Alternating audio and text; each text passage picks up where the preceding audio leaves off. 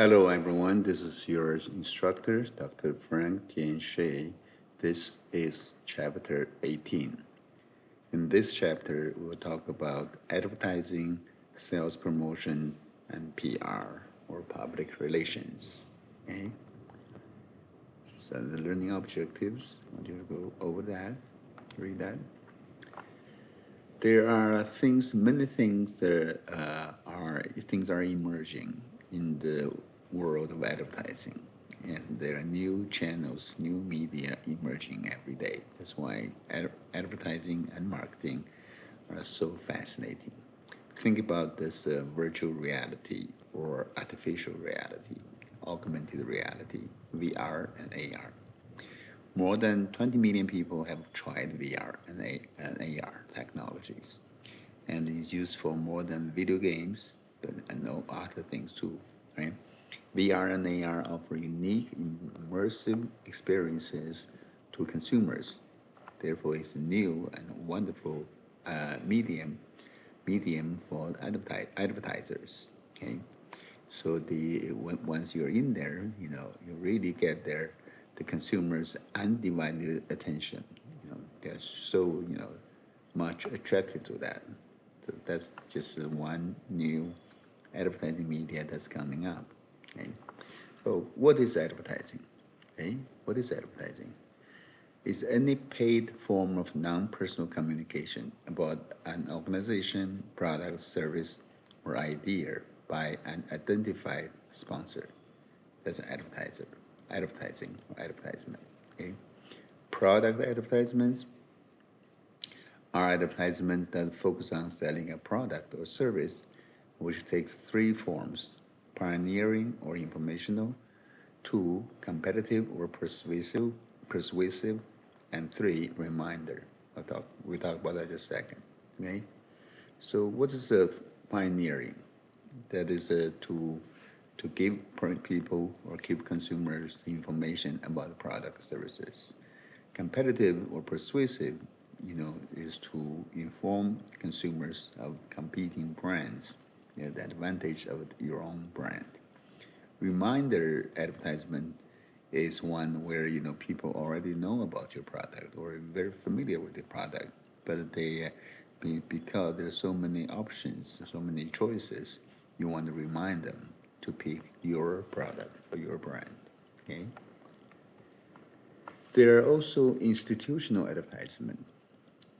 Institutional advertisements are ads that are designed to build goodwill or an image for an organization rather than promote a specific product or service.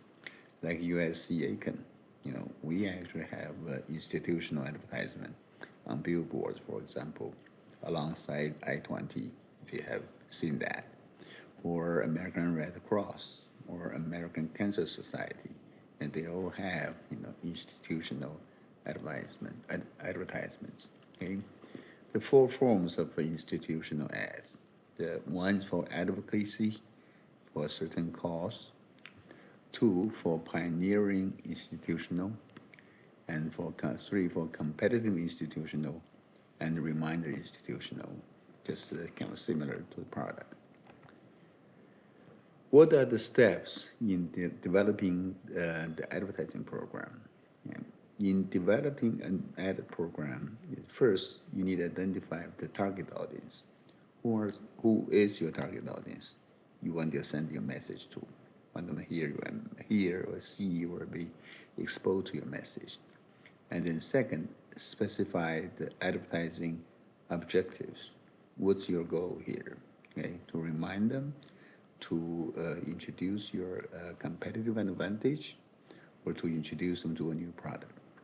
And three, set budget. Okay. This chart gives you an example of how Super Bowl ad. We just had one this year. A couple months ago, and I hope you have seen that. If you look at the blue line here, the blue line is cost of 30-second commercials in Super Bowl in thousands. So this one would be $5 million in 2017, 18. Okay, you can see the price in 1990s was only about 750,000. Now it surpassed 1 million, and then 2 million, 3 million, 4 million, and 5 million nowadays. Okay, and they can, of course, they can reach a lot of people. This is the orange line, where the columns are for the number of viewers in millions. You can see, it's been hundreds of million, over 100 million people viewing it, the Super Bowl ads. Okay? Super Bowl is an exciting time for marketers and a stressful one too. Right? It costs a lot, right? And as you watch Super Bowl ads, evaluate elements that create good advertising and select your top 10. Okay, if you can, I want you guys to do this exercise here. It won't be graded, but it'll be good exercise for you. In my advertising class, actually, we go over those ads, one by one and discuss them. And I want you to watch those Super Bowl ads for this year, and do your own rating and ranking of top 10. And then you can look at how do your choices compared with USA Today's ad meter. This is USA Today's ad meter. Let's see if we can pull it up. Right here, yeah. They have the ad meter showing you this is Groundhog Day, rating 7.01, right? YouTube 50 million views, okay? This smart pack, Loretta, different ones. I'm not gonna show you everything here. I want you to read that yourself, okay? And watch that yourself, okay? This is a Super Bowl ad. In developing the advertising program, you need to design the advertisement itself, right? Two things you need to consider, right? The message content, right? And there is an informational element, there is a persuasive element. The informational element, you provide the information about your product and services. In persuasive one, you need to give them the reason why they should choose your product. Okay? If you look at those ads, watch those ads, you see that the marketers use many types of appeals to appeal to consumers. Right? One is the fear appeals, and to avoid negative experiences. For example, an insurance company, showing you the home insurance company showing you are really damaged or wet, flooded basement, etc. Right? And sex appeals, use sex appeals to increase attractiveness, make people attracted to the ad itself or pay attention to the ad. Okay? And lots of American ads actually use humor appeals, make the ad fun and exciting, and people love to talk about. Okay?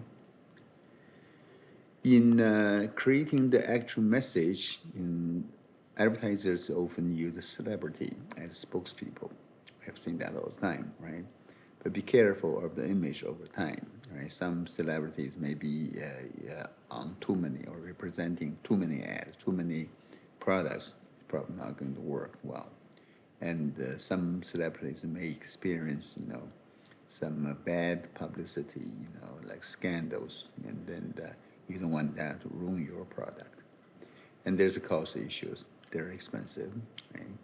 And to create an actual message, you need a lot of creative ideas and great artwork. Okay?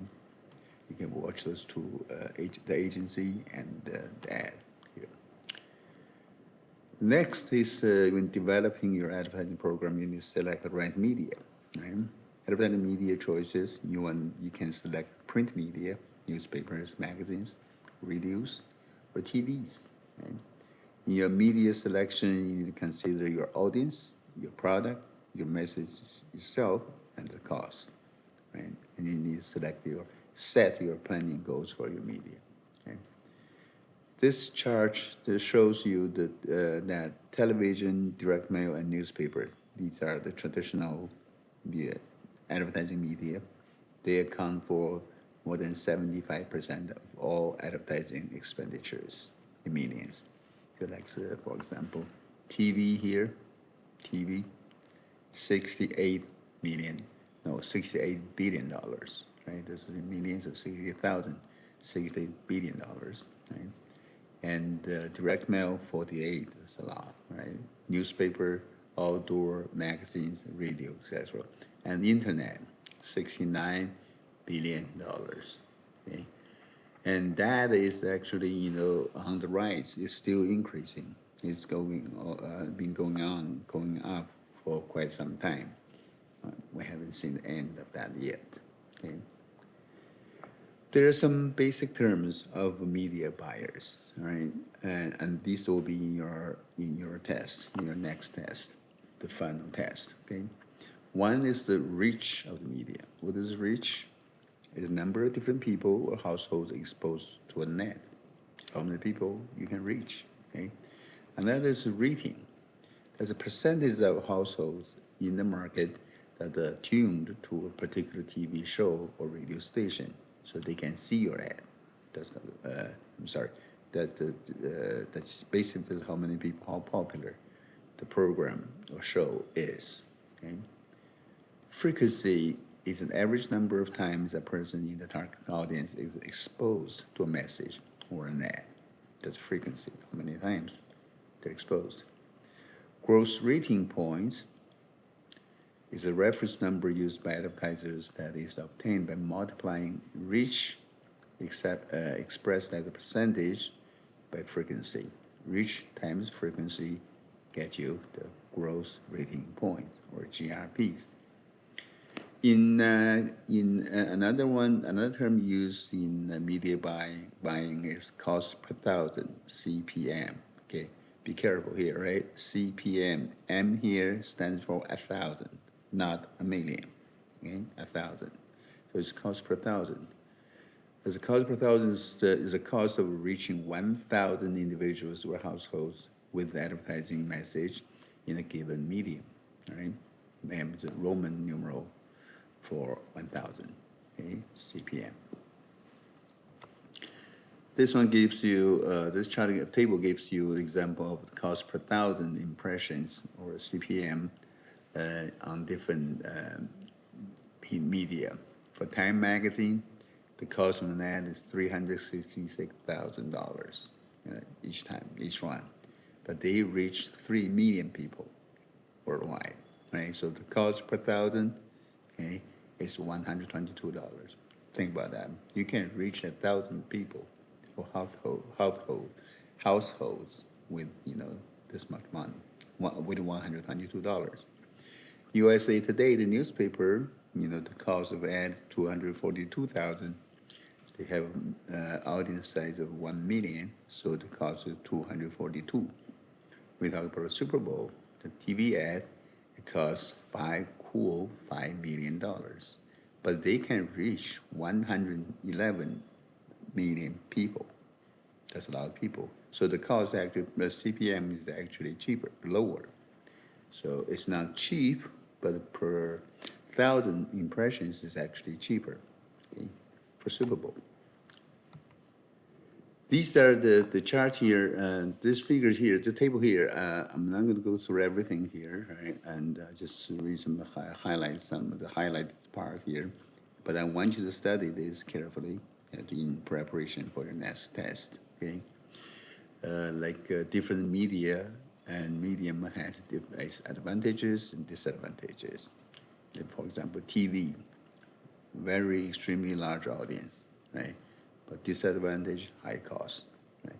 Radio, cost is low, right? But you don't have visual, right? But magazines, you can have high quality color, long life, but the lead time is long, okay? Newspapers is good for local markets, but ads compete for attention with other newspaper features, etc. Okay? Yellow page, old method, excellent coverage of geographic segments, but proliferation of competitive directories in many markets, and it's difficult to keep up to date because it's printed. Okay? Internet, video, audio capability, animation, etc. Right?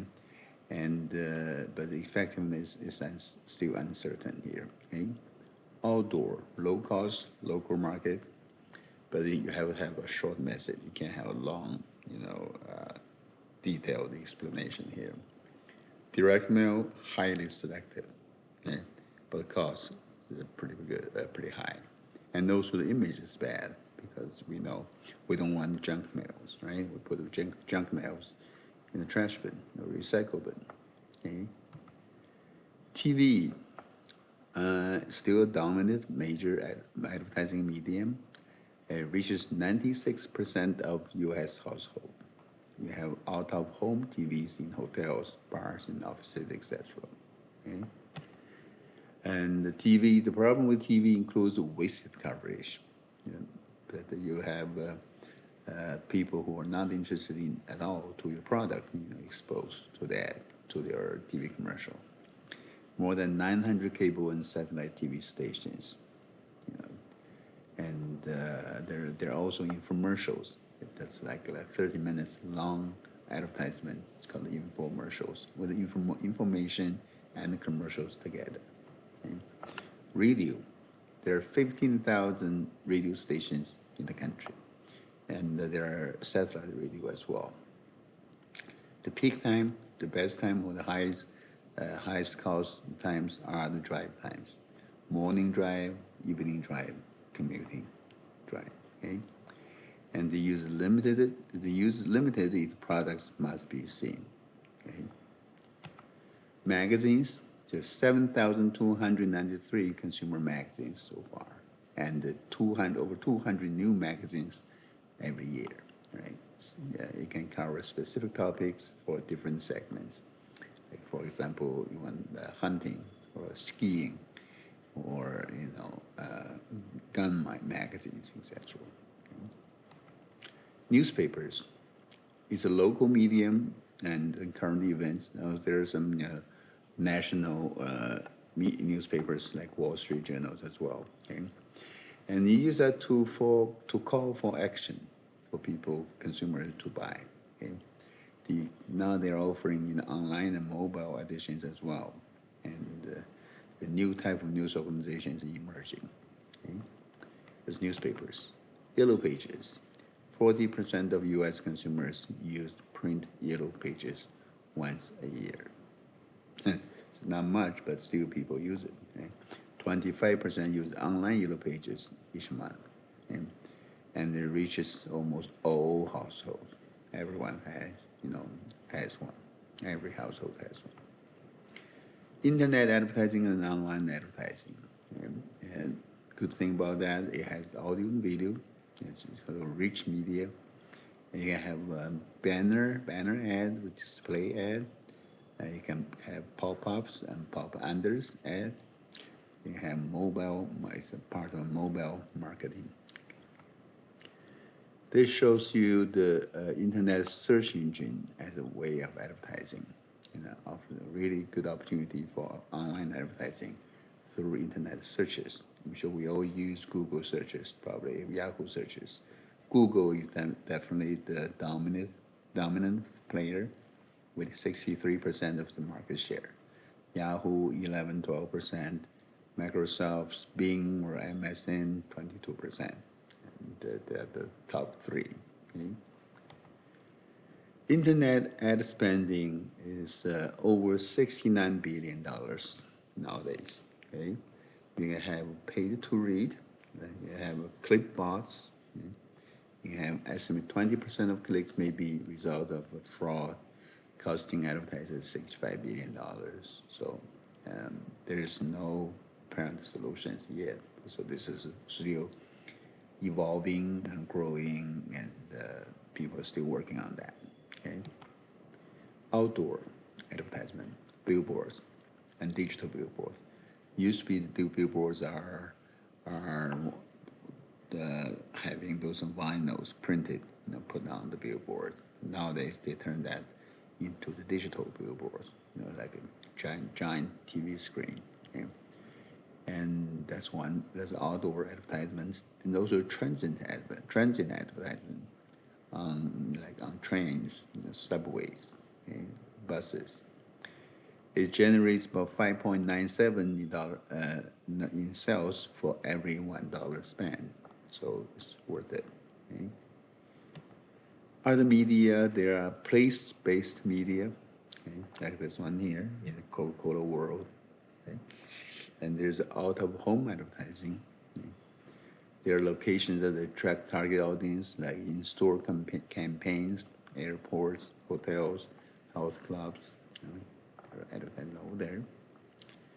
In selecting, developing your advertising program, the selection criteria here, you need to consider the media habits of your target audience.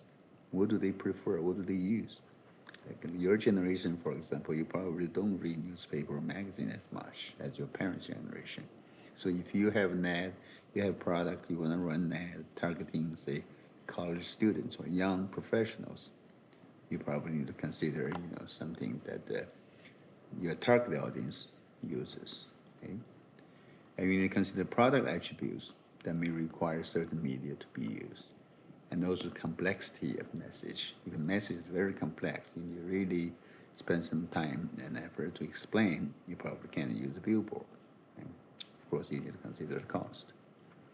Other factors, buyer turnover, how often the new buyers enter the market, purchase frequency, how frequently product is purchased. Okay? Forgetting rates, speed that buyers forget the brand. Okay? You need to consider those. When you're scheduling your advertisement, you need to consider continuous schedule that is steady. Seasons are not important. You just keep running the ad all the time. Or flighting or intermittent schedule. You run it on and then off and on again. Or pause or burst schedule. Then you run continuous run, flighting and continuous, and then have a burst, from time to time, especially for new product. Okay? Pre-test. When you design a creative ad, you want to pre-test it. Okay? You can do a portfolio test copies, showing different alternatives, see which one is liked. You can have jury tests, like show a copy to a panel of consumer jury. You can have a theater test. Consumers view news shows or movies in a theater setting, and recording devices during the viewing. You can use that to test. Some companies have advertisement as a department in their company corporate structure. Others would use advertising agencies. There are different types of agencies. There's a full service agencies that does everything, complete range of services. There's the limited service agencies, the contract for some creative work. Sometimes it's called creative boutique. And there are also the in-house agencies, companies' own staff to do the job. Okay? These are the different three types of agencies. Okay? And the advertisers also conduct post-tests. That's after the advertisement is run, they want to do a test of aided recall. It's asking people if they noted the ad or they can associate the ad with something or read the ad. They can use aided recall or unaided recall. Just ask them, see if they remember anything. Okay? They can test their attitude, can test their inquiry, test sales. Okay? And then you need, if there are changes needed, then you just make the change. These are the sales promotions that can be used to achieve many objectives. Tells about sales promotions. What are the methods of sales promotions? You can use coupons. Okay? You can use deals. You can use premiums. Give something additional quantities. You can use contacts and sweepstakes. You can give samples, free samples. You can build those loyalty programs, frequent miles, frequent flyers. Okay? You can use point of purchase displays, and you can use rebates, mail-in rebates, or you can use product placement, put that in the James Bond 007 movies. And there are consumer-oriented sales promotions, just targeting consumers, and coupons, for example, coupon, right? Offer a discounted price, like this one here, Bed Bath & Beyond, 20% off, you use coupon.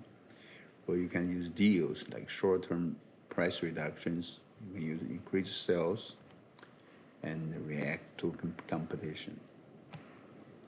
Premiums, basically offer something free or at significant savings. And use self-liquidating free toy, encourages frequent buying, contests, encourage consumers to apply skills, creative thinking to win a prize. Contest normally very simple. Okay? Sweepstakes, value-based prizes, experience-based prizes, samples, free product, free trial size. Okay? Encourage consumers to try new things and save money, especially some like a items, product that are having small per unit, value or cost. Loyalty programs, as said, encourage rewards, repeat purchases, offer a premium as purchase accumulate. Point of purchase display in stores, and rebates, cash rebates with proof purchase, with a barcode and things you bought and mail back. Product placement, use a brand name product in movies or TVs, we see that all the time. Okay? And the annual value of product placement exceeds $6 billion. Okay? Consumer complaints are leading to new regulations about disclosure. Okay? Trade-oriented promotions is what we just talked about, consumer-oriented, right? There are also promotions, sales promotion targeting trades or other companies or retailers, wholesalers, or retailers, okay? There are the allowances and discounts, right? Merchandise allowance or cash allowance or give them free goods. There's finance allowances, floor stock protection, freight allowance, you give them to the retailers. Okay. Cooperative advertising. Sometimes we see that the manufacturer and the retailer, they pull the money together to create an advertisement for some products. Okay. PR or public relations are another good way to promote your product or company or institution. Okay, like this American Red Cross here, PSA. Okay, you can use news release, that's publicity tools, news conference, PSAs, public service announcement. Right? Publicity often provides a stronger impact than does advertising. Why? People believe in that more. Okay, they think if it's not paid, especially if it's news run by news media on their own, it's more creditworthy. And how to increase the value promotion? You can use that to build long-term relationships. Okay, with different tools. Okay. I think that's all I have for this chapter. Okay, I'll talk to you. See you next time.